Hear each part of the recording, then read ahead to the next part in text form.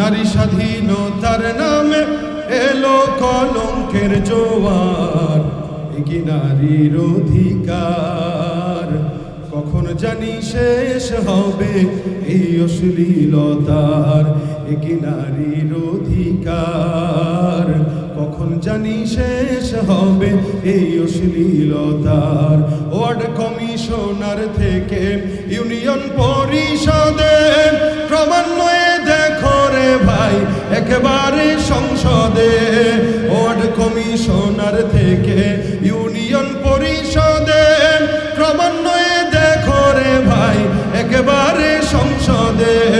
নারী থাকবে সুখের ঘরে এত কষ্টের কি দরকার, নারী থাকবে সুখের নীড়ে এত কষ্টের কি দরকার, কি নারীর অধিকার কখন জানি শেষ হবে এই অশ্লীলতার, কি নারীর অধিকার কখন জানি শেষ হবে এই অশ্লীলতার।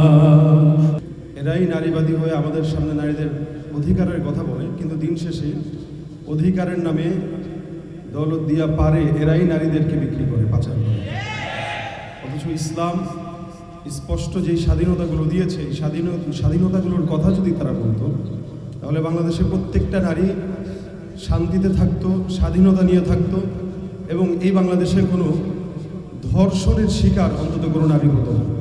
অথচ আল্লাহ পাক রব্বুল আলামিন বলেছেন, লা তুকরিহু ফাতায়াতিকুম আলাল বিগাই ইন আরাদনা তাহাসসুনান লিতাবতাগু আরাদাল হায়াতিদ দুনিয়া। তোমরা ধন সম্পদের লোভে পড়ে যে সমস্ত মানুষ যুবতীদেরকে ব্যভিচারে লিপ্ত করে, এদের ব্যাপারে আল্লাহ পাক রব্বুল আলামিন কথা বলেছেন তারা যেন এটা না করে, এটা অত্যন্ত খারাপ। আজকে আমরা সংসদ থেকে বাজার পর্যন্ত সব জায়গায় নারীদেরকেই দেখি যারা অধিকারের নাম দিয়ে বেহায়াপনা অশ্লীলতার দিকেই আমাদের যুব সমাজদেরকে ধ্বংসের দিকে ঠেলে দিচ্ছে। আমরা চাই আজকের এই সেমিনারের মাধ্যমে বাংলাদেশ থেকে এই নারী কমিশন যেই আইন পাশ করতে চাচ্ছিল এটা যেন বাতিল হয়, এবং বাংলাদেশে ইসলামের আইন অনুযায়ী নারী স্বাধীনতা আসুক, প্রত্যেকটা ঘরে ঘরে শান্তি আসবে বলে আমরা বিশ্বাস করি। ইনশাআল্লাহ আমরা জাতীয় ওলামা মাশায়েখ আইম্মা পরিষদের পক্ষ থেকে এই বাংলাদেশে কোনো প্রকার ইসলাম বিরোধী আইন পাশ করতে দিব না ইনশাআল্লাহ। জোরে ইনশাআল্লাহ।